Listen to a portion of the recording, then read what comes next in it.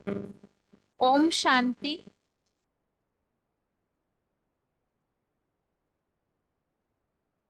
भगवत गीता श्लोक क्लास में आज का श्लोक है 11वें अध्याय का 40वां श्लोक, अध्याय 11 का श्लोक नंबर 40।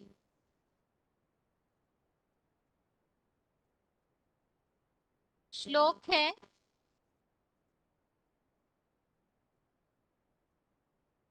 नमः पुरस्तात् अथ पृष्ठतस्ते नमोस्तुते सर्वत एव सर्व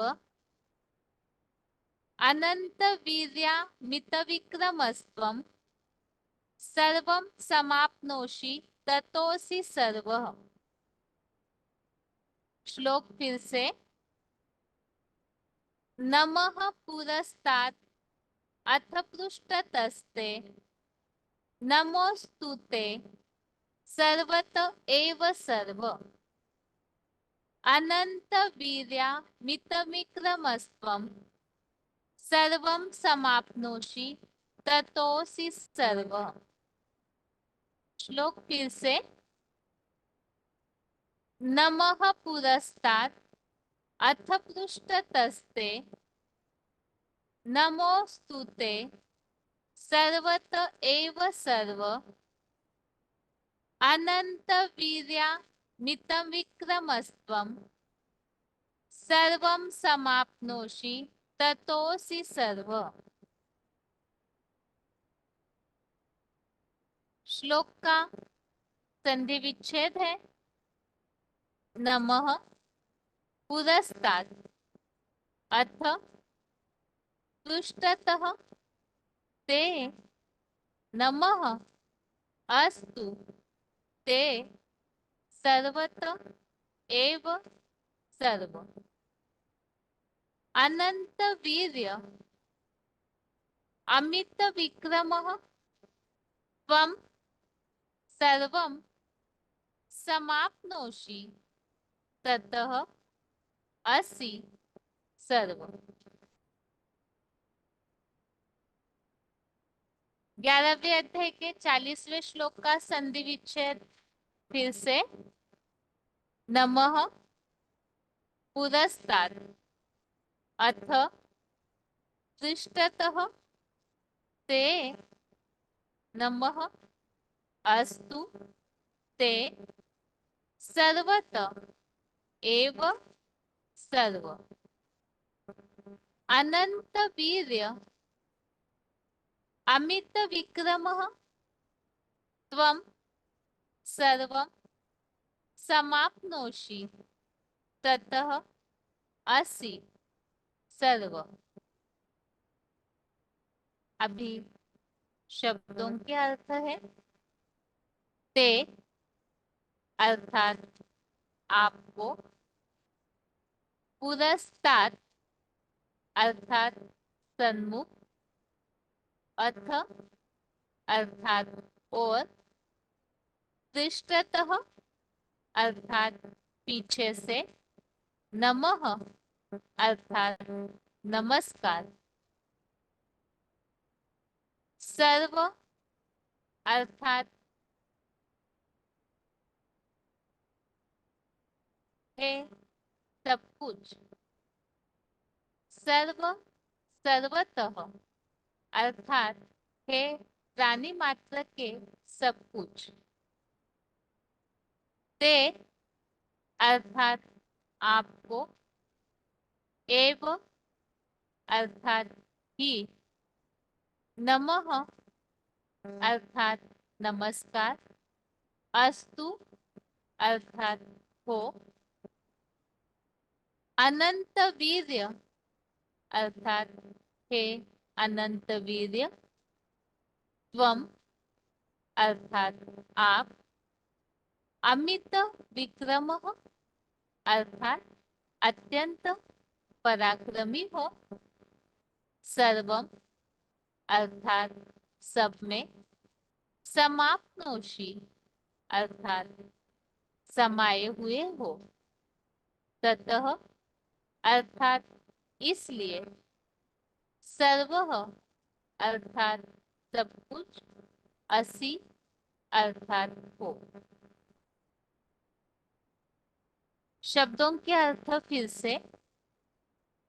ते अर्थात आपको, पुरस्ताद अर्थात सन्मुख, अथ अर्थात और, पृष्ठतः अर्थात पीछे से, नमः अर्थात नमस्कार, सर्व सर्वत अर्थात हे प्राणी मात्र के सब कुछ, ते अर्थात आपको, एव अर्थात ही, नमः अर्थात नमस्कार, अस्तु अर्थात हो, अनंत वीर्य अर्थात हे अनंत वीर्य, त्वम अर्थात आप, अमित विक्रमः अर्थात अत्यंत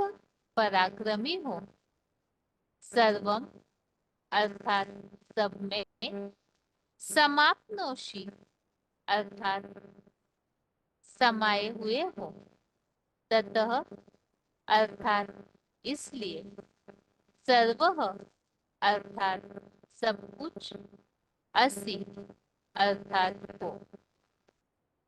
अभी श्लोक का अर्थ है, आपको सन्मुख और पीछे से नमस्कार, हे प्राणी मात्र के सब कुछ, आपको ही नमस्कार हो, हे अनंत वीर्य, आप अत्यंत पराक्रमी हो, सब में समाये हुए हो, इसलिए सब कुछ हो। श्लोक में हम इसके पिछले कुछ श्लोकों से ये देख रहे हैं कि अर्जुन को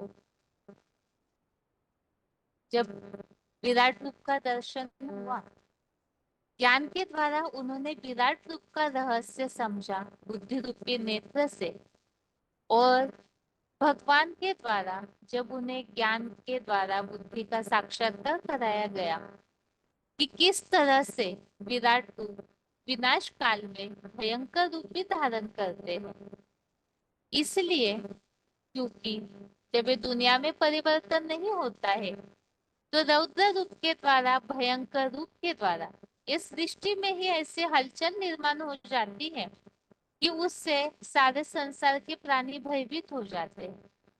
इसलिए अर्जुन ने भगवान से कहा कि आपका ये जो रूप है इसे देख करके कोई तो प्रसन्न हो रहे, कोई तो भाग रहे हैं, और जिन्होंने सफलता प्राप्त की है वो प्रणाम कर रहे हैं। ऐसे जो विधर्मी धर्म पिताएं हैं, जब आप ही सबके जगत गुरु है, आदि रचनाकार है, जगत के आधार है, तो ये जो विदेशी विधर्मी वाले धर्म पिताएं हैं, ऐसे आपको बुद्धि से नमन क्यों नहीं करेंगे। और भगवान को अर्जुन ने जो भगवान के रूप को देखा तो उसी महिमा या वर्णन में ये बात बताई कि आप ही आदि देव है, पुरातन पुरुष है, आप परम आश्रय है, और आपके निराकारी और निर्विकारी स्थिति के द्वारा ही, अर्थात जगत पिता जब ऐसी स्थिति बना लेते हैं तो उनके द्वारा ये वट वृक्ष अर्थात मानवीय संसार रूपी वृक्ष विस्तार को पाता है। इसके अलावा जिस तन के द्वारा अर्थात जगत पिता के द्वारा, आदम अर्जुन एडम के द्वारा जो मनुष्य सृष्टि विस्तार को पाती है, वो जगत पिता ही जो दिक्पाल है आठों दिशाओं के, उनके भी प्रजापति या जगत पिता है, और उस जगत पिता के भी पितामह या डाड़े शिव सुप्रीम सोल ही है। अर्थात जो निराकार परम पिता है वही वास्तव में सबके पितामह डाड़े है, जिनके द्वारा सबको वर्षा मिलता है।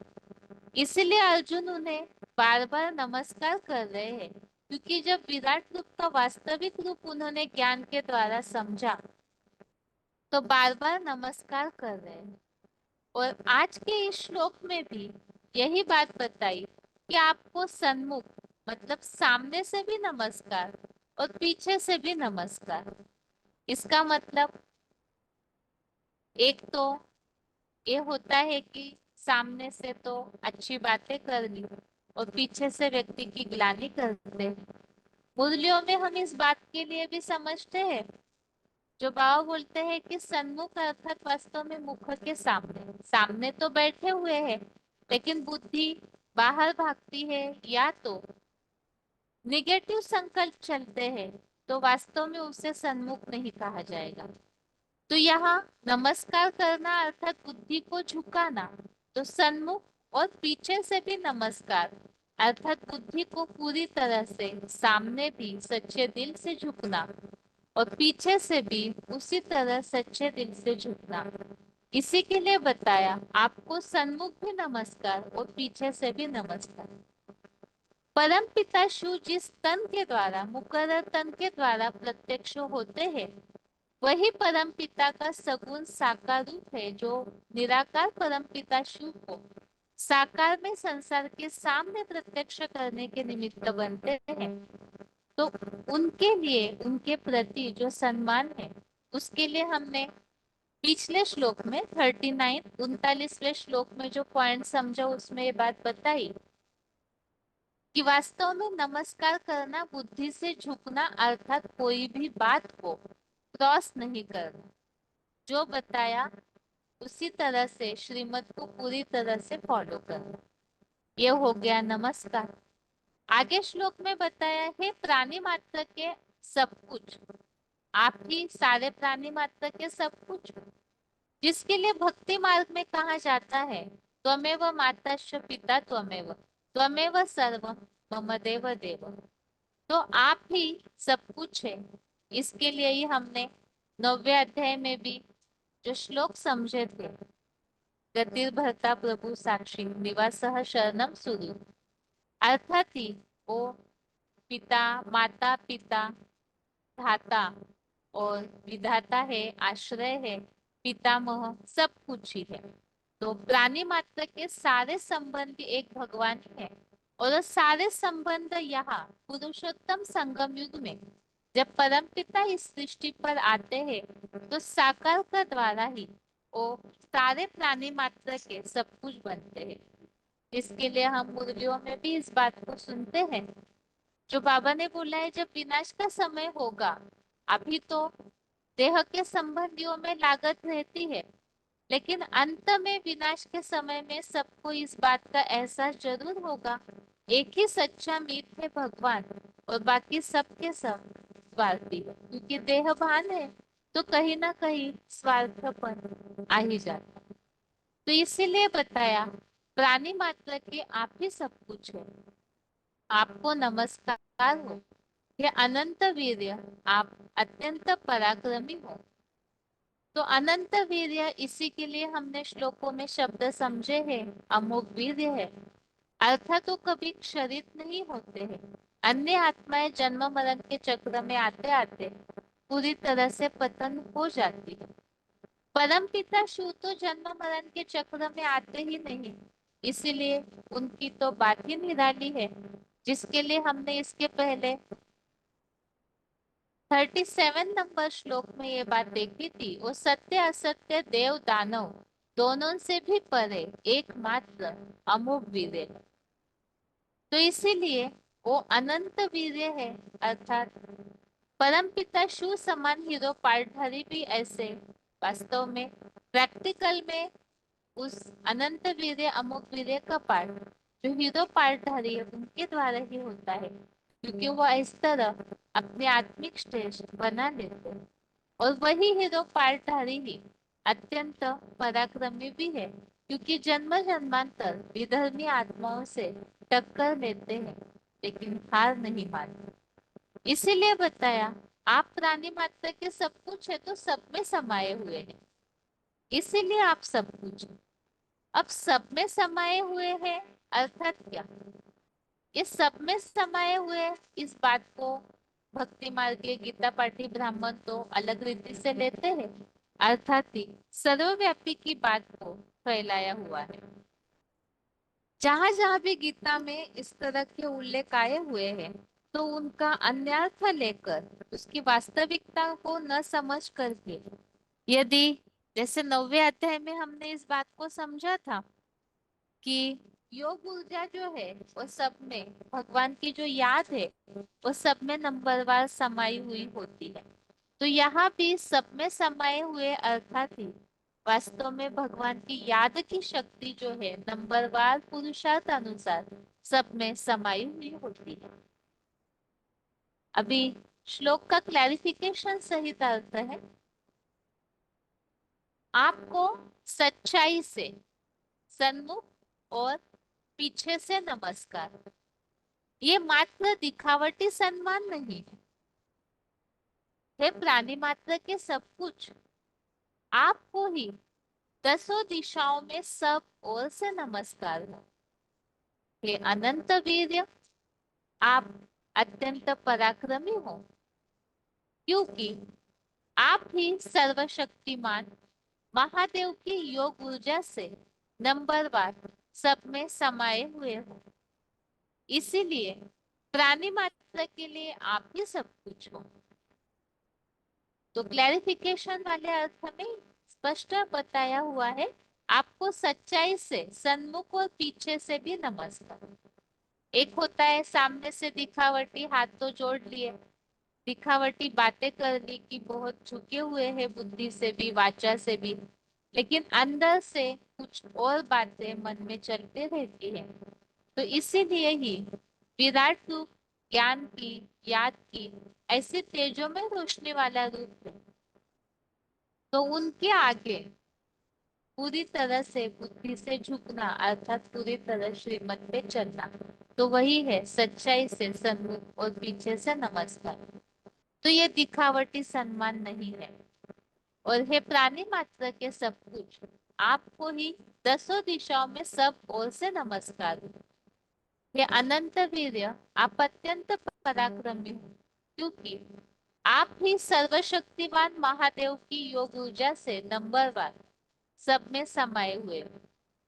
तो महादेव की योग ऊर्जा से अर्थात ही सभी जिस तरह से परम पिता को अपने पुरुषार्थ अनुसार याद करते हैं, तो याद की जो विधि बताई हुई है उस आधार से, क्योंकि महादेव ही परम पिता का सगुण साकार रूप है और उनके द्वारा ही परम पिता को याद करते हैं, तो उस आधार से वो योग ऊर्जा सब में नंबरवार, जो जितना याद करते उतने उनमें शक्ति आ जाती।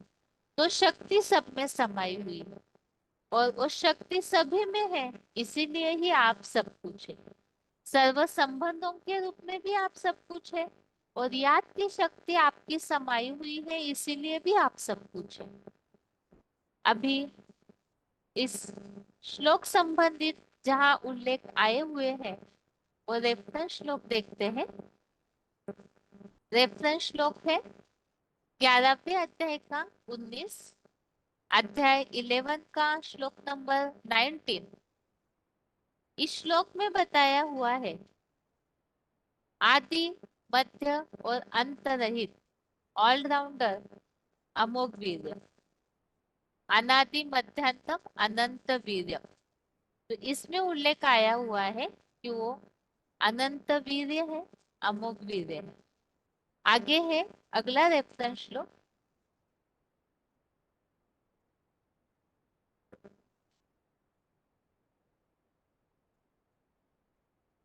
दसवें अध्याय का 20वां, अध्याय 10 का श्लोक नंबर 20।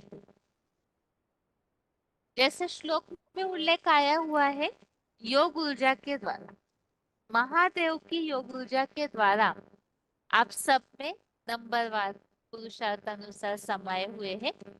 इसी बात का उल्लेख 10वें अध्याय के 20वें श्लोक में आया हुआ है, सब प्राणियों के आधार योगेश्वर महादेव की योग ऊर्जा द्वारा स्थित मैं आत्मा जड़ सूर्य मानिंद प्रकाशित चेतन ज्ञान प्रकाश भंडारी शिव ज्योति सब प्राणियों के आधार योगेश्वर महादेव की योग ऊर्जा द्वारा स्थित।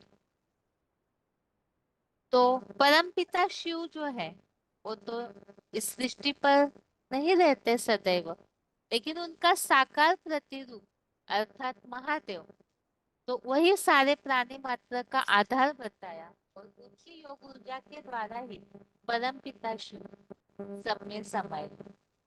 इसी तरह 13वें अध्याय का 17वां, अध्याय 13 का 27,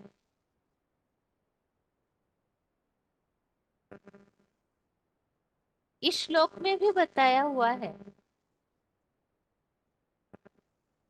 जो कल्पांतकालीन महामृत्यु पाते हुए सब विभिन्न आकृति के श्रेष्ठ या निकृष्ट निष्कृष्ट प्राणियों में समान भाव से समुचित चतुर्युगी की रिहर्सल में योग ऊर्जा द्वारा बैठने वाले अविनाशी परम ईश्वर शिव ज्योति प्लस अव्यक्त मूर्त को देखता है, वह ठीक देखता है। तो यहाँ बताया विनाश काल में जब महामृत्यु होती है, उस समय में जितने भी विभिन्न आकृति के श्रेष्ठ या निष्कृष्ट मतलब सभी प्राणी, श्रेष्ठ और निष्कृष्ट मतलब सभी आ गए, तो सभी प्राणियों में समान भाव से जो योग ऊर्जा के द्वारा बैठने वाले परमेश्वर अर्थात शिव ज्योति प्लस अव्यक्त मूर्ति अर्थात महादेव को देखता है और ठीक देखता है। अर्थात विनाश के समय में सब में याद की ऊर्जा के द्वारा साकार निराकार का मेल वो समाया हुआ होता है। तो यहाँ जो खास उल्लेख आया है प्राणी मात्र के आप सब कुछ है और आप सब में याद की ऊर्जा द्वारा समाये हुए, तो सब में समाये हुए ऐसा उल्लेख आया है, सर्वभूताशय स्थित और समम सर्वेषु भूतेषु। अभी अगला 13वें अध्याय का 17वां, अध्याय 13 का श्लोक नंबर 17, इसमें उल्लेख आया है रिधि सर्वस्य विष्टितम, अर्थात पुरुषोत्तम संगम युग में सदा स्मृति द्वारा सबके हृदय में संगम युगी शूटिंग प्रमाण प्राप्त योग बल की ऊर्जा से विराजमान है। यदि आप रेफरेंस श्लोक के नंबर नोट करते हैं तो साथ में श्लोक किस हिसाब से रेफरेंस में लिया है उसे जरूर नोट कीजिए, क्योंकि ऐसे न हो आगे लिखा हुआ नहीं है तो समझ में नहीं आएगा ये श्लोक रेफरेंस में किस हिसाब से टैली किया है। क्योंकि श्लोक में जैसे इस 13वें अध्याय के 17वें श्लोक में काफी सारी बातें हैं, लेकिन यहाँ हमने ये श्लोक मूल इसी वाक्य के लिए लिया है कि महादेव की योग ऊर्जा द्वारा सब में समाये हुए हैं याद की ऊर्जा के द्वारा। तो इसका उल्लेख आया हुआ है रिधि सर्वस्य विष्टितम केवल इस वाक्य में, जो पुरुषोत्तम संगम में सदा स्मृति द्वारा सबके हृदय में योग बल की ऊर्जा से विराजमान है। तो केवल यही वाक्य आया हुआ है, इस हिसाब से श्लोक लिया है। बाकी ऊपर जो बातें हैं वो अलग प्रसंग की है कि नक्षत्र की ज्योति है, अंधकार से परे है, ज्ञान द्वारा जानने पाने योग्य है, ये एक अलग प्रसंग होता है। तो इसे जरूर नोट करके रखें ताकि कंफ्यूजन न हो। अभी अगला रेफरेंस श्लोक है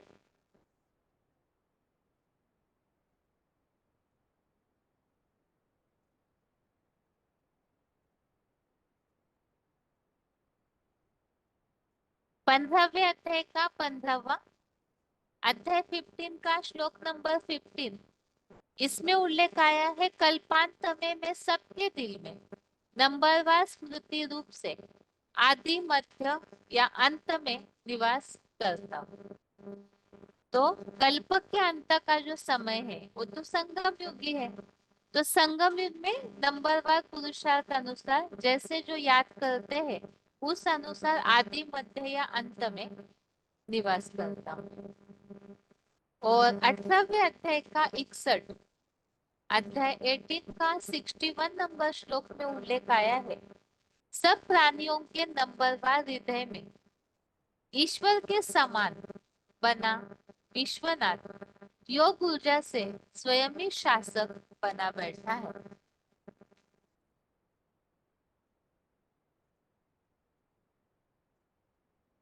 तो इस श्लोक में भी इस बात को स्पष्ट किया है कि योग ऊर्जा के द्वारा वो सब में समाये हुए। तो जैसे दिलों पर शासन करने की बात, तो यहाँ भी बताया याद के द्वारा स्नेह होता है तो याद करते हैं, तो याद के द्वारा वो स्वयं ही शासक बन के बैठा है ऐसे होंगे। ये तो हो गए आज के श्लोक के रेफरेंस श्लोक। और आज के श्लोक में मुख्य बात यही है, जब विराट रूप प्रत्यक्ष होता है तो नमस्कार करने की बात आई तो बुद्धि से झुकना, अर्थात जो श्रीमत दिया है उस अनुसार पूरी तरह से चलना, वो भी सच्चे दिल से, दिखावट से नहीं, तो वही वास्तव में नमस्कार है। और श्लोक में बताया कि प्राणी मात्र के आप सब कुछ है। क्यों सब कुछ है? क्योंकि सब में समाये हुए हैं। और सब में कैसे समाये हुए हैं? याद की शक्ति के द्वारा सभी में समाये हुए हैं, इसीलिए आप सब कुछ है।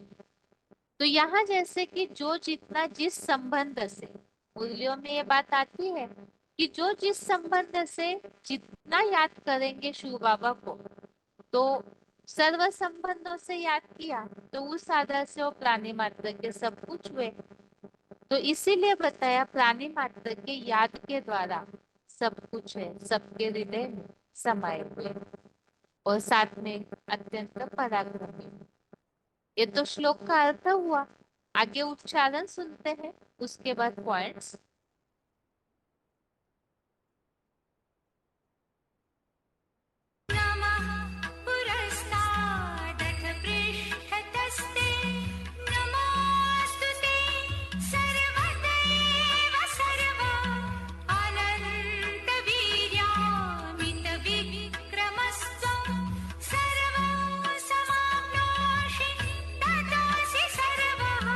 आपको सच्चाई से सन्मुख और पीछे से नमस्कार। ये मात्र दिखावटी सम्मान नहीं है। हे प्राणी मात्र के सब कुछ, आपको ही दसों दिशाओं में सब ओर से नमस्कार हो। हे अमोघ वीर, आप अनंत पराक्रमी हो, क्योंकि आप ही सर्वशक्तिमान महादेव की योग ऊर्जा से नंबरवार सब में समाये हुए हो। इसलिए प्राणी मात्र के लिए आप ही सब कुछ हो।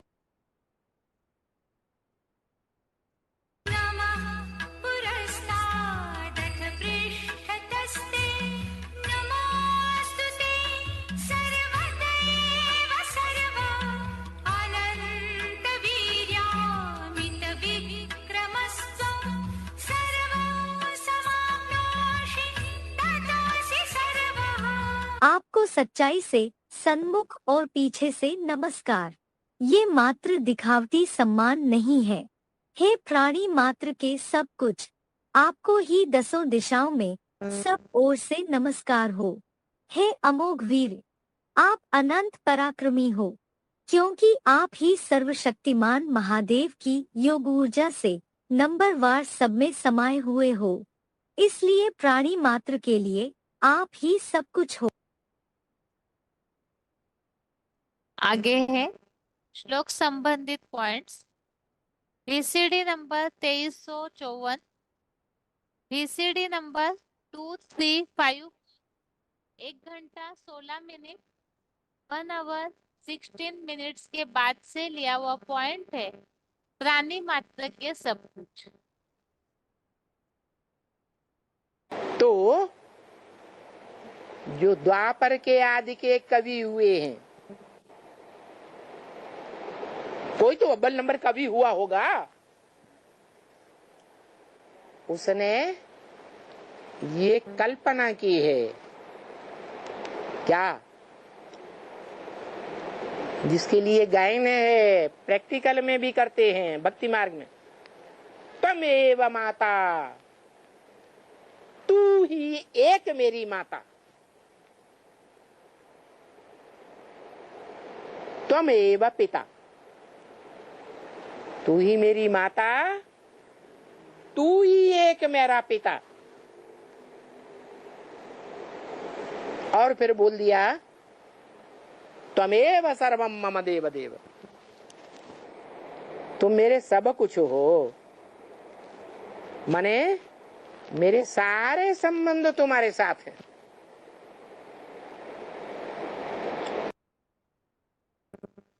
अगला point, BCD number 420, BCD number 420, 31 minute 31 minutes के बाद से लिया हुआ पॉइंट है।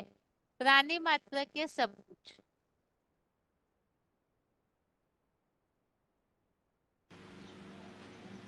कहा तो जाता है त्रिमूर्ति शिव, शिव की 3 मूर्तियां हैं, लेकिन तीनों मूर्तियों में से भगवान के रूप में कौन सी मूर्ति प्रसिद्ध होती है?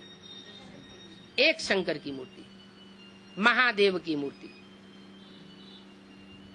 और बनते हैं मनुष्य से देवता, नर से नारायण जैसे बनते हैं, लेकिन वह देवता नहीं, क्या बनता है? महादेव।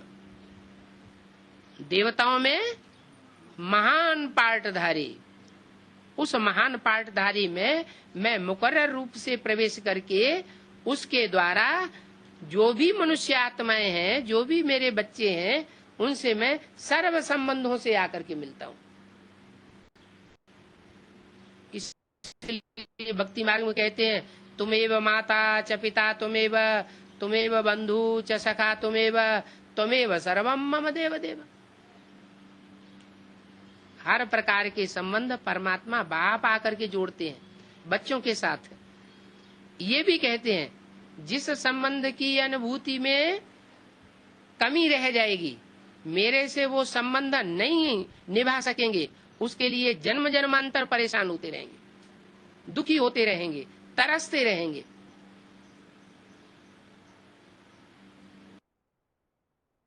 आगे है वार्तालाप number 1628, discussion number 1628, 40 minute 40 minutes के बाद से लिया हुआ पॉइंट है। अनंत वीर्य, अत्यंत पराक्रमी। बाप इस सृष्टि पर प्रैक्टिकल में है क्या?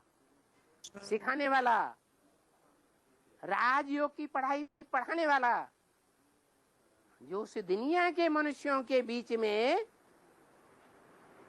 जरूर जास्ती से जास्ती परसेंटेज में कर्मेंद्रियों को कैसा करने वाला, कंट्रोल में करने वाला पार्ट है। क्या? एक होते हैं हद के गृहस्थी, और बाप कैसा गृहस्थी है? बेहद का गृहस्थी है। बेहद का गृहस्थी होते हुए भी कर्म इंद्रियों पर कंट्रोल करने वाला है। यह सीखिया पहलवान बन जाएगा, कंट्रोल करने वाला है, संयमी होगा, कंट्रोल करने वाला होगा, तो रिजल्ट क्या होगा? वीर्यवान कहा जाता है। उसे प्रतापी कहते हैं या नहीं कहते हैं? है? कहते हैं। प्रतापी वही हो सकता है जो पुरुषार्थ करने में प्रबल हो। पुरुषार्थ करने में प्रबल नहीं है तो क्या होगा? मन भी चंचल बनेगा और तन की इंद्रियां भी चंचल होती जाएंगी, नीचे गिराती जाएंगी।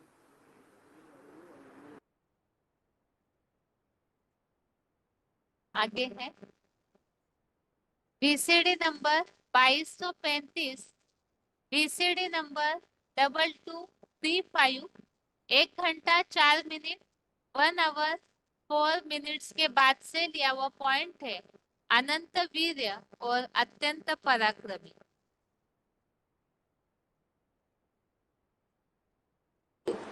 जैसा बाप वैसा बच्चे। बाप कल्याणकारी तो हम बच्चे भी कल्याणकारी। बाप साकार मुकर्रर रथ में आकर के राख बनता है तो हम बच्चे भी राख बन जाते हैं। और ऐसे राख बनने वाले बच्चे नई दुनिया तैयार करते हैं। उन बच्चों की ये शिफ्ट बताई। क्या क्या शिफ्ट बचाई कि संगम युग में भी वो चढ़ती कला वाले हैं और सतयुग से लेकर के कलयुग के अंत तक भी जो पार्ट बजाते हैं, उन पार्ट बजाने वाली आत्माओं में वो उनके मुकाबले ऊंची स्टेज वाले ही रहेंगे या नीची स्टेज वाले रहेंगे? हैं? मान लो कलयुग के मध्य में आकर के महाराणा प्रताप हुआ, थोड़ी सी सेना हजारों की तादाद में, और अकबर की सेना लाखों की तादाद में। कौन भाग खड़ा होता है? हैं? अकबर की सेना भाग खड़ी होती है, अकबर भाग खड़ा होता है। तो देखो ज्यादा पावरफुल कौन हुआ है? तुम बच्चे अंतिम जन्म तक भी ज्यादा से ज्यादा इस सृष्टि का सुख भोगने वाले बच्चों में से हो। यहां तक बताया मुरलियों में कि कोई कोई बच्चे तो 82-83 जन्म तक भी सुख में रहते। चलो कोई कोई बच्चों की बात छोड़ दो, सामान्य रूप से क्या बताया? सामान्य रूप से भी बताया कि तुम बच्चे श्रेष्ठ सुख भोगने वालों में जो सामान्य कैटेगरी है, जिनकी तादाद ज्यादा होती है, वो दुनिया का 3/4 सुख भोगते हैं, और धर्म वाले आधा सुख और आधा दुख भोगते हैं। तो ज्यादा फायदे में कौन रहे? हैं? ज्यादा फायदे में वो बच्चे रहे जो अपने ही परवाह न करके अपने तन की, मन की, धन की, समय, संपर्क, अपनी हड्डियों की भी परवाह न करके हड्डी हड्डी ईश्वरीय सेवा में क्या बना देते हैं? राख बना देते हैं। ऐसे बच्चे मेरी रूहानी मिलिट्री बनते हैं। कैसी मिलिट्री? रूहानी मिलिट्री। द्वापर कलयुग में भी ऐसी रूहानी मिलिट्री पार्ट बजाती रहती है। और इस रूहानी मिलिट्री का मार्शल किसको बताया है? शंकर को। यहाँ शूटिंग पीरियड में रूहानी मिलिट्री का मार्शल शंकर है। तो जहाँ युद्ध होते हैं हिंसक, उन हिंसक युद्धों में उन जिस्मानी मिलिट्री का जो रूहानी मिलिट्री वाले होते हैं, वो आत्माएं वहां होंगी कि नहीं होंगी? होंगी। वहां भी होने का मार्शल कौन होगा? होगा या नहीं होगा? होगा। तो जो मार्शल होगा वो अनेक जन्मों में ऐसा पार्ट बजाता है जहां हिंसक युद्ध होते हैं द्वापर कलयुग में, कि उस मिलिट्री को कोई जीत नहीं सकता। इसलिए शास्त्र में गायन है एक रूप का, और वो प्रवृत्ति मार्ग का रूप है कि उसको दुनिया में जितने भी युद्ध उसके साथ हुए, उन युद्धों में सदैव उसकी जीत ही हुई है, कभी भी हार नहीं हुई। कौन है वो प्रवृत्ति मार्ग का पक्का? युगल है, लक्ष्मी नारायण। अगला point, VCD number 2537, VCD number 2537, 11 minute 11 minutes के बाद से लिया हुआ पॉइंट है। महादेव की योग ऊर्जा से नंबरवार सब में समाये हुए हो।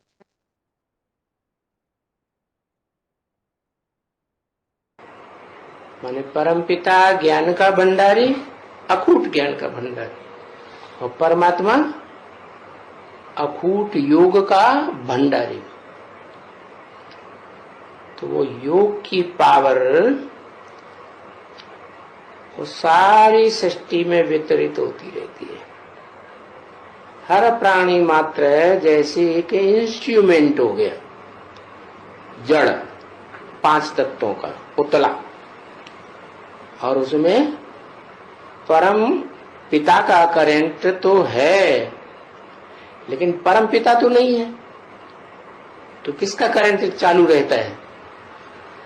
परमात्मा का करंट चालू रहता है। तो लोगों ने समझ लिया परमात्मा सर्वव्यापी है। अरे परमात्मा सर्वव्यापी थोड़े ही है। परमात्मा चैतन्य है या जड़ है? चैतन्य है, आत्मा ही चैतन्य है। तो अगर सर्वव्यापी है तो मुर्दा हो जाए तो इसमें भी व्यापी होना चाहिए। पहले तो हलन चलन करता था, आंखों में रोशनी थी, फिर बाद में तो न हलन चलन करता है न रोशनी है आंखों। तो व्यापी कहें? नहीं, उसमें जो ऊर्जा व्यापी थी वो ऊर्जा क्या हुई? चली गई अपना सारा तंत्र समेट के चली गई। अब प्राणी तो ढेर हैं, क्या योनियां ही 84 लाख हैं, तो प्राणी तो पता नहीं कितने होंगे। तो सब इंस्ट्रूमेंट्स हैं, क्या जैसे लौकिक दुनिया में, भौतिकवादी दुनिया में इंस्ट्रूमेंट्स होते हैं ना, टेप रिकॉर्डर है, टीवी है, ये है वो है, तो वो काम करते हैं अपने आप? नहीं काम करेंगे। कब काम करेंगे? है वो बिजली की ऊर्जा कनेक्शन आता है तो काम करते हैं। तो ऐसे ही परम पिता तो नहीं है शिव उनमें, लेकिन उसकी पावर भरी हुई है परमात्मा में। नंबरवार जो जैसी आत्माएं हैं पुरुषार्थ करने वाली, तो उन पुरुषार्थी आत्माओं में ज्ञान और योग की पावर बढ़ जाती है। वो आत्मा रूपी बैटरी हो गई एक तरह की उनकी। क्या जैसे टॉर्च है, इंस्ट्रूमेंट है, उसमें बैटरी रहेगी तो काम करेगी, बैटरी नहीं खलास, बैटरी निकाल लो। तो ऐसे, लेकिन वो बैटरी तो डिस्चार्ज हो जाती है छोटी छोटी। ये जो बैटरी है इसे परमात्मा कहा जाता है। ज्योति का लिंग कहा जाता है, ज्योतिर्लिंग है, वो डिस्चार्ज होने वाली 84 जन्म में नहीं।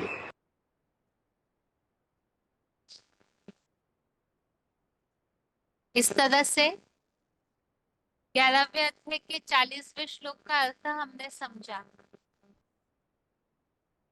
विराट रूप जो प्रत्यक्ष होता है, जिस तंत्र के द्वारा विराट रूप संसार के सामने प्रत्यक्ष होता है, अर्थात परम पिता शिव का वो प्रैक्टिकल स्वरूप बन जाते हैं, तो उस समय पे ये बात बताई कि उनकी जो याद की ऊर्जा है वो सब में नंबरवार समाई हुई है, और वही प्राणी मात्र के सब कुछ।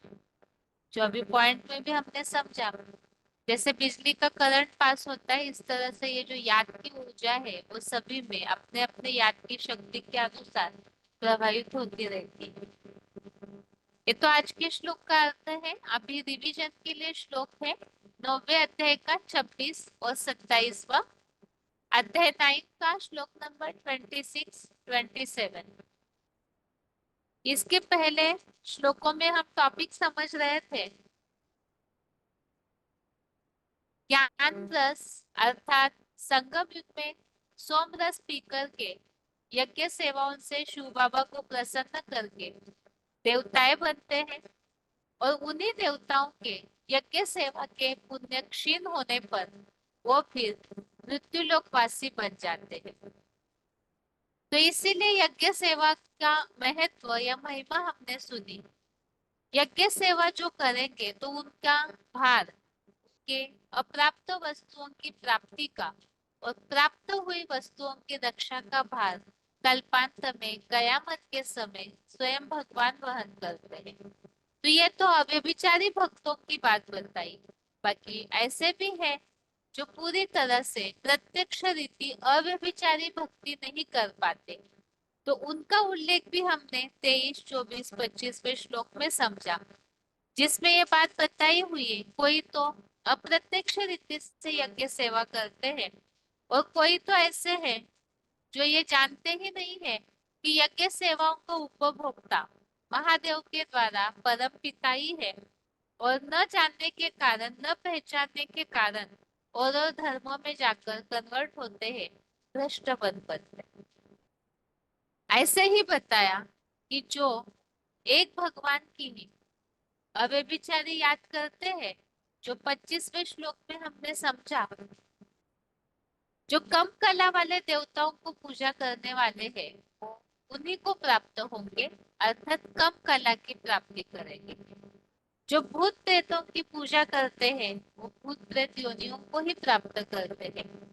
और इसी तरह जो भगवान के अव्यभिचारी भक्त बनते हैं, अर्थात तन मन धन सब कुछ ईश्वर के प्रति जो अर्पण करने वाले, ऐसे जो अव्यभिचारी भावना वाले हैं उन्हें फिर राजाई भाव की प्राप्ति होती है। तो इसी के लिए ही जो जिनकी पूजा करेंगे, जिनके भक्त बनेंगे, जिनकी बात मानेंगे, पुरुषोत्तम संगम में शिव बाबा तो बहुत गहरी बात बताते हैं। यहाँ अगर शिव बाबा की बातों के अलावा संगम युग में और किसी से भी प्रभावित होते हैं, अर्थात उनकी भक्ति करना हुआ, बात मानी मतलब ही उनकी भक्ति करना हुआ, उनके मतों के प्रभावित हो गए, तो जैसे कम कला वालों की या अलग अलग देहधारियों की भक्ति करना, उनके अधीन होना, उनकी बातों के आगे सिर झुकाना, इसे ही भक्ति कहा है। और ऐसे जो भक्ति करने वाले हैं वो उसी कैटेगरी की प्राप्ति करेंगे। और एक श्रीमत पर शिव बाबा की बातों पर जो चलते हैं, यज्ञ सेवा करते हैं, तो उनको फिर राजाई भाव की प्राप्ति होगी। अभी इसी से जुड़ा हुआ ये अगले श्लोकों में यहाँ टॉपिक चेंज किया है, निष्काम भगवत भक्ति की महिमा। अर्थात जो अव्यभिचारी भक्त है वो क्या करते हैं, भगवान को क्या चाहिए, उसके लिए इन श्लोकों में बताया हुआ है कैसी भक्ति करने वालों को भगवान मानते हैं या प्रसन्न होते हैं। 9वें अध्याय का 26, अध्याय 9 का श्लोक नंबर 26 है। पत्र पुष्पम फलम तोयम यो मे भक्त्या प्रयच्छति तदहं भक्तु परितमश्नामि प्रयतात्मनम्।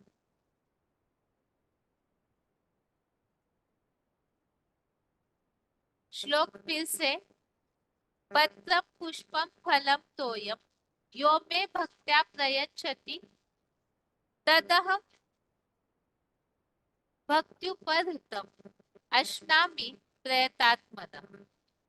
अर्थात जो निर्धन या कोई भी व्यक्ति पत्ते, पुष्प, फल, जल अथवा कोई भी प्रकार की यज्ञ उपयोगी या मानवीय कप उपयोगी सामान्य चीज को भी मुझे दिली भावना से प्रदान करता है, ऐसे उस श्रद्धा भरे प्रयत्नवान की भावना पूर्वक लाई गई मेरे ग्रहण करने योग्य भीलनी जैसे उस झूठी झाटी श्रद्धा भरी भेंट को मैं बेहद विष पाई शिव बाबा प्रसन्नता से समय अनुसार ग्रहण कर लेता हूँ। अभी श्लोक में जो बात बताई हुई है, भक्ति मार्ग में बहुतों को अलग अलग गलतफहमियां भावनाएं मन में है। तो ये सोचते हैं कि हम जितना भगवान को भौतिक चीजों का दान करेंगे, जितना महंगा, जितना ज्यादा धन, तो भगवान उसी अनुसार प्रसन्न होंगे। लेकिन यहाँ पर वास्तव में आपने कितना दिया, क्वांटिटी, वो महत्वपूर्ण नहीं है, किस भावना से दिया, वो भावना जो है वो काम करती है।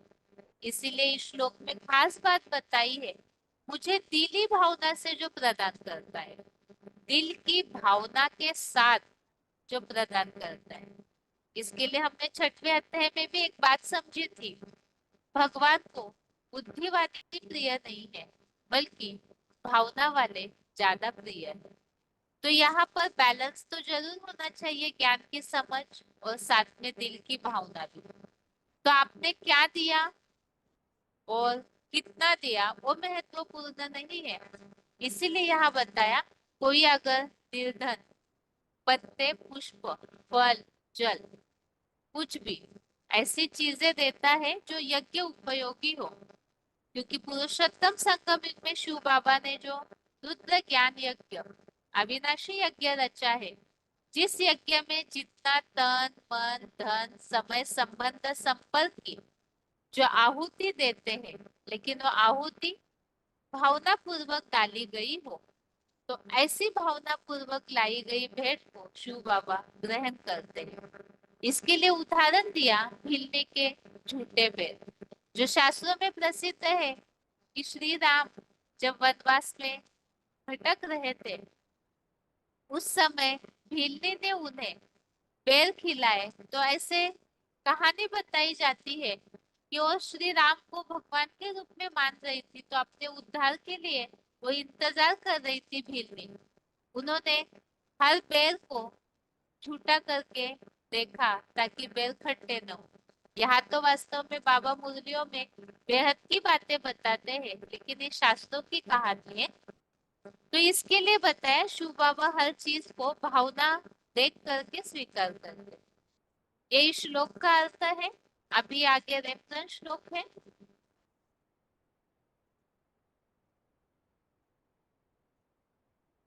श्लोक संबंधित पॉइंट्स, आगे श्लोक संबंधित पॉइंट्स है। पहला पॉइंट है VCD नंबर 2717, VCD नंबर 2717, 2 घंटा 57 मिनट, 2 hours 57 minutes के बाद से दिया हुआ पॉइंट है। जो निर्धन या कोई भी व्यक्ति पत्ते, पुष्प, फल आदि मुझे दिली भावना से प्रदान करता है, उस प्रयत्नवान की भावना पूर्वक लाई गई भेंट को मैं ग्रहण कर लेता हूँ। ज्ञान तो सभी सुनते हैं, लेकिन ज्ञान सुनने के साथ साथ प्रैक्टिकल जीवन में ये बुद्धि में नहीं बैठता कि इस दुनिया में सबसे पावरफुल सोल कौन काम करती है, जिससे ये सारा संसार चलता है। क्या वो किसी की बुद्धि में पक्का नहीं बैठता। अगर पक्का बैठ जाए 100%, तो क्या करेगा? है? क्या करेगा?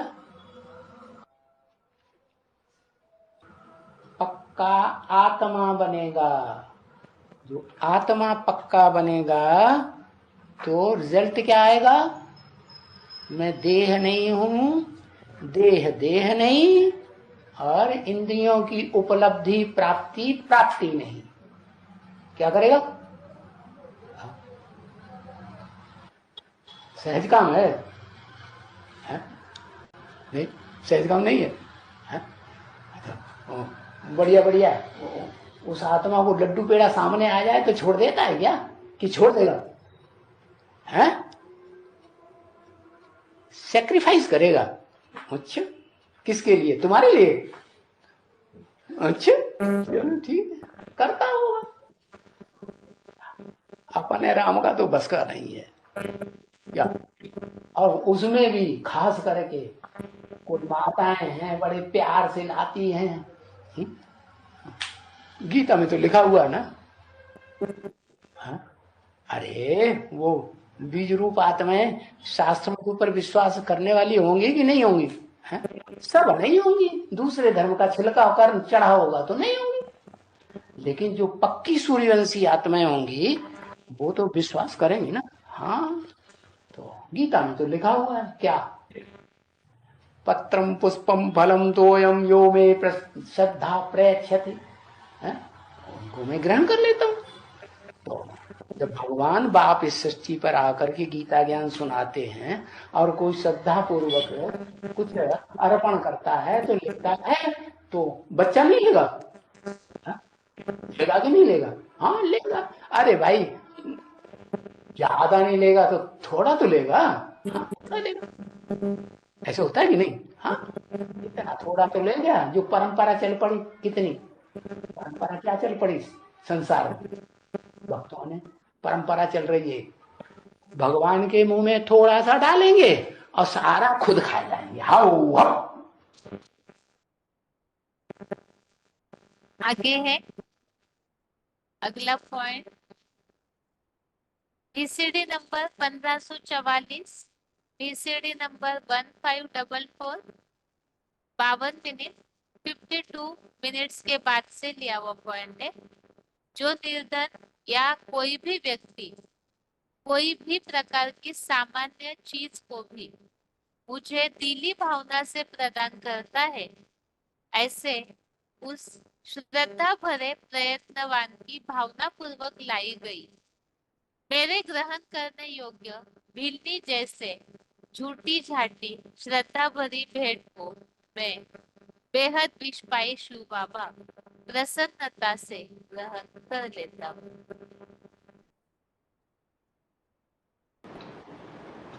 भगवान के लिए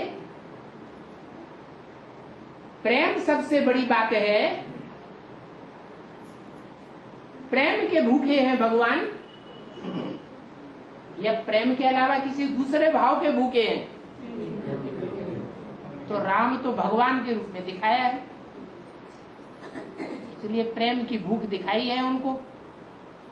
लक्ष्मण कोई भगवान थोड़े ही है। भगवान ज्यादा प्रेम का सागर होता है या मनुष्य आत्मा प्यार की सागर होती है? भगवान प्यार का सागर होता है। इसलिए भीलनी के झूठे बेर भी खा लिए। भीलनी को शूद्राणी के रूप में दिखाया है, लेकिन भगवान पतितों को पावन बनाने के लिए आता है या पावन को पावन बनाने के लिए आता है? उसे ये थोड़ा ही देखना है कि ये शूद्राणी है, ये ब्राह्मणी है, ये पतित है, ये पावन है। भगवान तो सबको पावन बनाने आता है। तो भीलने के भी झूठे पैर स्वीकार कर दिए। भगवान के दिल के अंदर प्यार की बात है, दूसरा भाव है। प्यार देखा जाता है, सच्चा प्यार किसका है? जो भी है, जैसा भी है, अर्पण करने का भाव क्या है? हमारे पास जो भी है कपन है, तो जो भी कपन है अर्पण कर दिया। किसी के पास करोड़ है,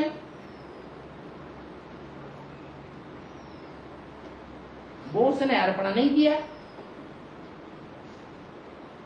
किसी के पास एक ही कमरा है, उसने गीता पाठशाला बना दी, उसी में सोता है, उसी में खाना खाता है परिवार के सहित, उसी में क्लास लगाता है। तो वो छोटा घर भगवान के लिए बड़ा घर है या छोटा घर है? बड़ा घर हो गया। कोई के पास ढेर के ढेर पहलवानियां अटारियां हैं, मल्टी स्टोरी के मकान बने पड़े हैं ढेर के ढेर बड़े बड़े शहरों में।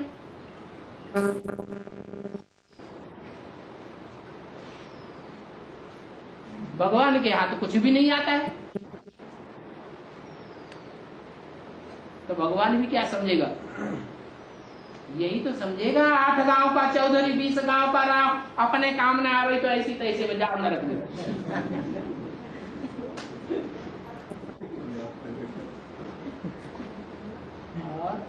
बाबा लक्ष्मण फिर वो बैर फेंक दिया, फिर जब शक्ति बाण लगा लक्ष्मण को तो वही बैर वही बैर संजीवनी बूटी बना और किसी के पास वही जो बैर कुछ खा भी के है वो अगर बचा। भाव से अर्पण करता है तो उसका तिरस्कार नहीं करना चाहिए। कोई गरीब है और गरीब के पास कुछ है ही नहीं देने को ज्यादा, लेकिन कोई पंडित जी हैं दान दक्षिणा लेने वाले, और गरीब को एक चवन्नी दे दी, एक पैसा दे दिया, पंडित जी हमारे पास ये दक्षिणा है, पैक के चले गए, तो पाप बन गया या पुण्य बन गया? तो लक्ष्मण जी को उसका प्रतिफल मिल गया कि देखो जो चीज तुमने फेंक दी थी वही देखो तुम्हारे काम आई, तुम्हारी जिंदगी सुधर गई। नहीं तो बच्चों वैसे ही मर जाते, मुर्दा हो जाते।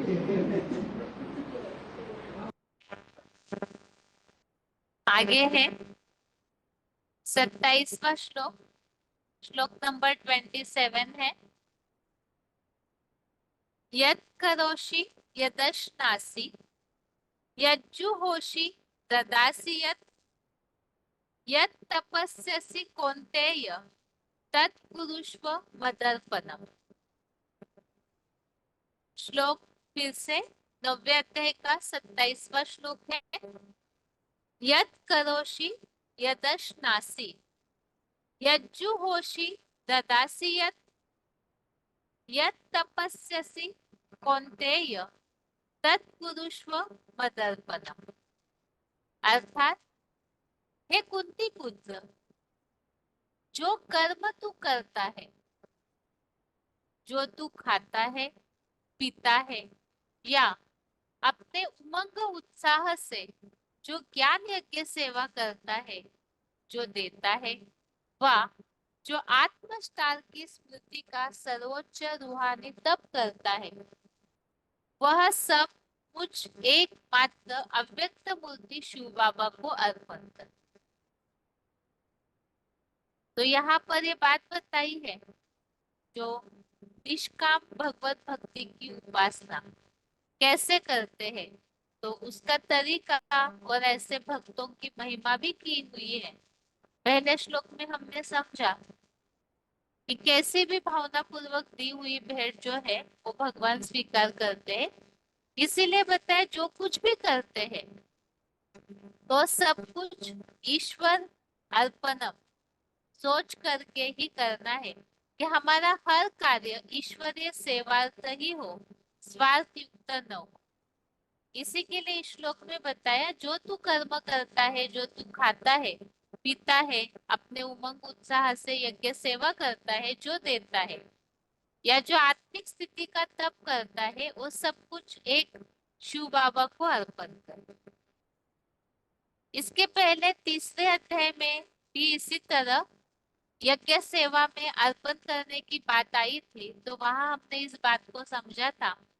एक पॉइंट ऐसे बाबा ने बताया था कि किसी के घर में बगीचे में फल लगे हुए हैं, तो अपने परिवार वालों को जितना देना है, जितना यूज करना है किया, और उसके बाद फिर जो बचा हुआ है वो ईश्वरीय सेवार्थ लगाना चाहिए।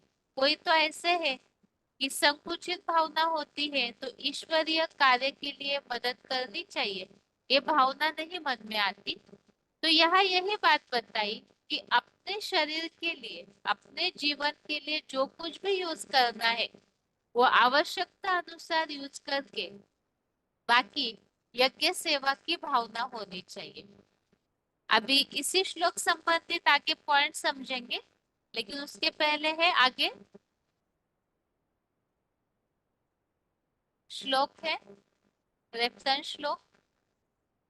जो जो कुछ भी हम करते हैं, एक बार पुरुषोत्तम संगम युग में ईश्वरीय ज्ञान मिला, उसके बाद हमारा हर कार्य मध्यजी भव अर्थात ही मेरे अर्थ यजन कर, ईश्वर के अर्थ ही यजन करने वाला होना चाहिए। इसी बात के लिए यहाँ 18वें अध्याय का 57 अध्याय 18 का श्लोक नंबर 757 है। इसमें बताया है सब ज्ञान कर्मेंद्रियों के कर्मों को मन बुद्धि पूर्वक मुझ में समर्पण कर एकमात्र मेरे परायण अधीन हुआ वैराग सहित बुद्धि योग का निरंतर अभ्यास पूर्वक मेरे नजदीक आश्रय लेकर साकारी सु निराकारी महादेव स्वरूप मेरे में चित्त मग्न हो जाए। तो सब कुछ ईश्वर के लिए अर्पण करने की बात बताई। और तीसरे अध्याय का 30वां अध्याय 3 का श्लोक नंबर 30, इसमें बताया आध्यात्मिक बुद्धि से मेरे में सब कर्मों को अर्पण कर। 12वें अध्याय का 6वां अध्याय 12 का श्लोक नंबर 6, इसमें बताया मेरे मूर्तिमंत शंकर के आश्रित धन धनादि के अफलाकांक्षी योगी सब कर्मों को मुझ योगीश्वर यज्ञ पिता में मन बुद्धि सहित संपूर्णतया अर्पित कर अव्यभिचारी याद से अव्यक्त मूर्ति में ध्यान मग्न हुए मेरी ही अनवरत सहज उपासना करते।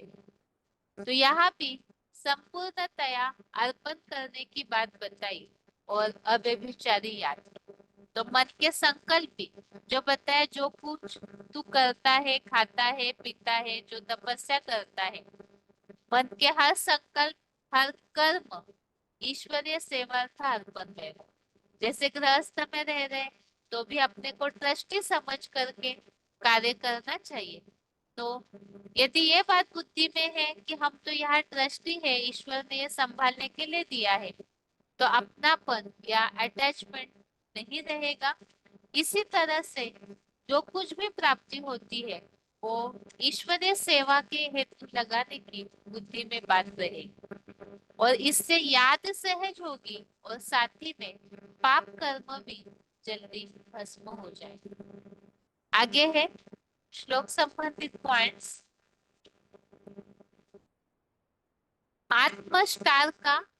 आत्मस्टार की स्तुति का सर्वोच्च रूहानी तप अर्थात तपस्या वास्तविक क्या है?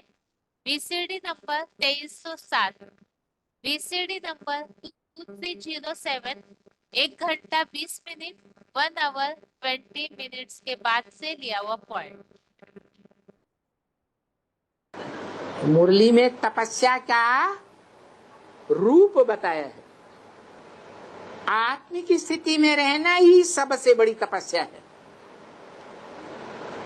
क्या कहा? सबसे बड़ी तपस्या क्या है? आत्मिक स्थिति में रहना तपस्या है। भले कर्म करते रहो, आत्मा ज्योति बिंदु की याद में स्थिर रहो, यही तपस्या है।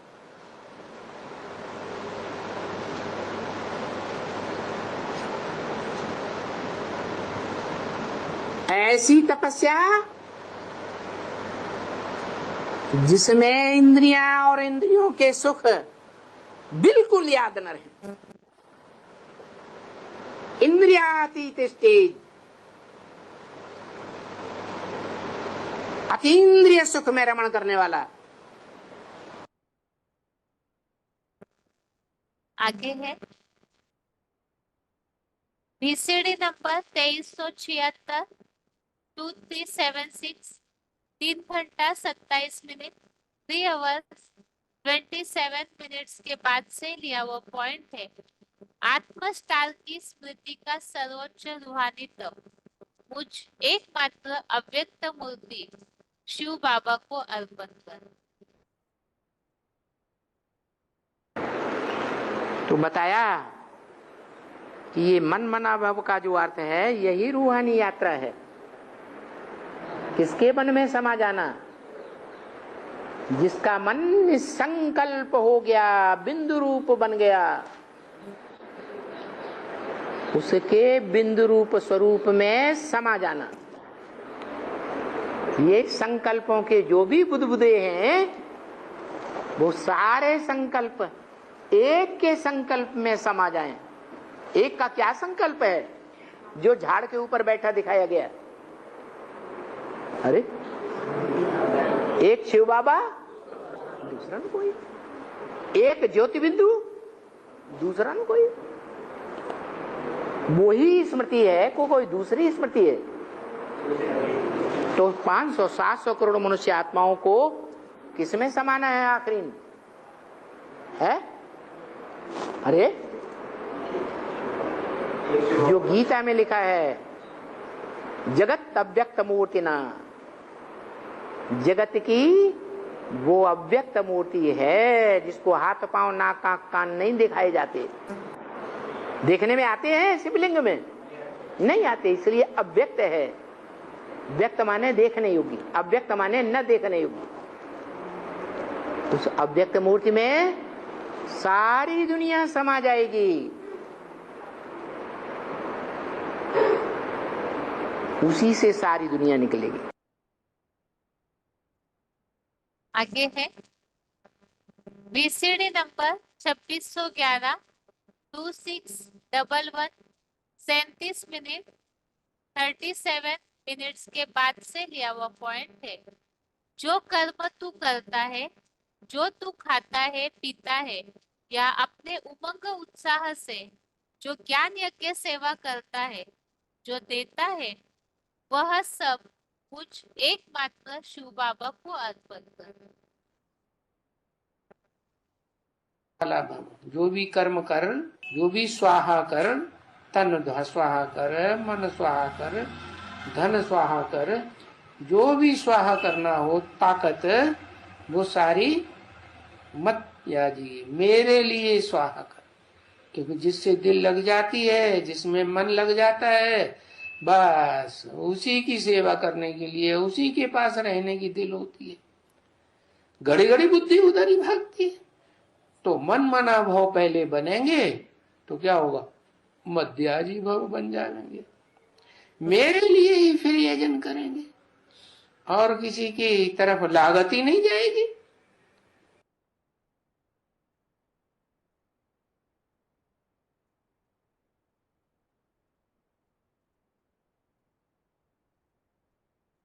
इस तरह से 9वें अध्याय का 26 और 27वें श्लोक को हमने समझा और दोनों श्लोकों में खास बातें बताई हुई है। एक तो भगवान पुरुषोत्तम संगम युग में ही भावना के भूखे हैं, बुद्धि के नहीं, बल्कि भावना पूर्वक कोई भी चीज कीमती न हो, साधारण भी हो, लेकिन भावना से दी हुई चीज भगवान भी उसी रीति स्वीकार करते हैं। और इसीलिए बताया जो कुछ भी करते हैं वो सब कुछ ईश्वर अर्पण होना चाहिए। तो ये हो गई जो निष्काम भगवान की भक्ति करने वाले हैं उनकी महिमा। अभी आगे आज के श्लोक का फिर से रिवीजन 11वें अध्याय 40वें श्लोक को फिर से एक बार देखते हुए आज का क्लास पूरा करते हैं। श्लोक है नमः पुरस्तात् अथ पृष्ठतस्ते नमोस्तुते सर्वत एव सर्व अनंत वीर्या विक्रमस्त्वं सर्वं समाप्नोषि ततोऽसि सर्वः। श्लोक फिर से नमः पुरस्तात् अथ पृष्ठतस्ते नमोस्तुते सर्वत एव सर्व अनंत वीर्या विक्रमस्त्वं सर्वं समाप्नोषि ततोऽसि सर्वः। अर्थात आपको सच्चाई से सन्मुख और पीछे से नमस्कार। ये मात्र दिखावटी सम्मान नहीं है, ये प्राणी मात्र के सब कुछ आपको ही दसों दिशाओं में सब ओर से नमस्कार हो। हे अनंत वीर्य, आप अत्यंत पराक्रमी हो, क्योंकि आप ही सर्वशक्तिमान महादेव की योग ऊर्जा से नंबरवार सब में समाये हुए हो। इसलिए प्राणी मात्र के लिए आप ही सब कुछ हो। तो श्लोक में खास बताया है, एक तो भगवान ही सभी के लिए सब कुछ है, सर्व संबंधी है। तो अगर संगम युग में कोई संबंध की कमी रह जाती है, अर्थात पुरुषोत्तम संगम युग में ही भगवान के प्रति ये भावना हो कि वो हमारे लिए सब कुछ है, और अगर कोई संबंध की कमी रह जाती है, कहीं और एक हाथ संबंध भी और किसी से जुड़ा है, तो गॉड ड्रामा में उस संबंध की कमी रह जाती। अब यह प्राणी मात्र के आप ही सब कुछ हो, वो कैसे? तो इसके लिए बताया, योग ऊर्जा के द्वारा, याद की शक्ति के द्वारा भगवान सब में समाये हुए। तो याद की शक्ति अर्थात सर्व संपत्तों से अगर एक भगवान को ही याद करेंगे, तो वो सारी शक्ति पूरी तरह से समाई हुई होगी। और दूसरी बात बताई, विराट रूप जिस तन के द्वारा प्रत्यक्ष होता है, जो शिव समान बनते हैं, तो उनके लिए बताया कि आप ही अत्यंत पराक्रमी, क्योंकि निराकार तो इस सृष्टि पर दृष्टि परिवर्तन का कार्य तो करते ही है, लेकिन खास पराक्रम की जो बात है, हीरो पार्टधारी जो शिव समान बनते हैं, वो इस तरह से बनते हैं। और श्लोक संबंधित 53 श्लोक हमने समझे। एक तो श्लोक में जो उल्लेख है अनंत वीर्य अर्थात ही अमोघ वीर्य का, इस संबंधित 11वें अध्याय का 19 अध्याय 11 का श्लोक नंबर 19 है। आगे है,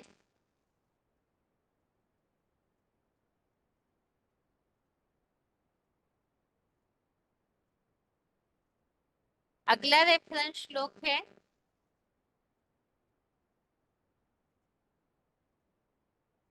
10वें अध्याय का 20वां अध्याय 10 का श्लोक नंबर 20।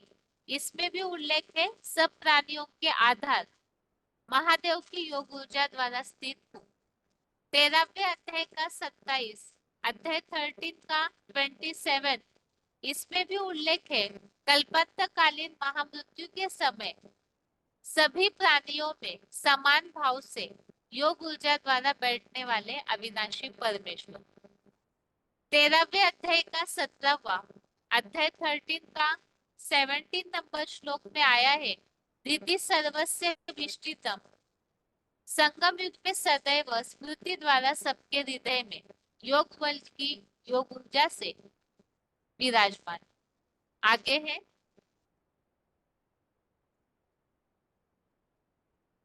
15वें अध्याय का 15वां अध्याय 15 नंबर श्लोक में भी उल्लेख आया है, कल्पांत में सबके हृदय में स्मृति रूप से निवास करता हूँ। 18वें अध्याय का 61 अध्याय 18 का 61 नंबर श्लोक में उल्लेख है, सब प्राणियों में नंबरवार हृदय में ईश्वर के समान बना विश्वनाथ योग ऊर्जा से स्वयं ही शासक बना बैठा है। इस तरह से ये 11वें अध्याय के 40वें श्लोक के रेफरेंस श्लोक, और खास इस श्लोक में जो बात आई हुई है, एक तो प्राणी मात्र के आप ही सब कुछ है अर्थात सर्व संबंधी सब कुछ वही है, त्वमेव सर्वम मम देव देव, और सब कुछ अर्थात इस संबंधों के रूप में, तो वो संबंधों की ताकत आती है याद से। तो जितना याद पूरी तरह से करेंगे, तो वो सब कुछ अर्थात याद की ऊर्जा के द्वारा उसी अनुसार सब में समाये हुए रहते हैं। और इसीलिए अर्जुन ने बताया आप सब कुछ है हमारे लिए, तो आप सामने से भी नमस्कार, पीछे से भी नमस्कार, अर्थात ये दिखावटी सम्मान नहीं है, बल्कि सच्चे दिल से सम्मान की बात, अर्थात ये नमस्कार बुद्धि से झुकना। ये आज के श्लोक का अर्थ। साथ में हमने 9वें अध्याय के 26वें और 27वें श्लोक की रिवीजन भी समझी। और इसके साथ ही आज के लिए गीता क्लास यहाँ पूरा कर रहे हैं। ओम शांति।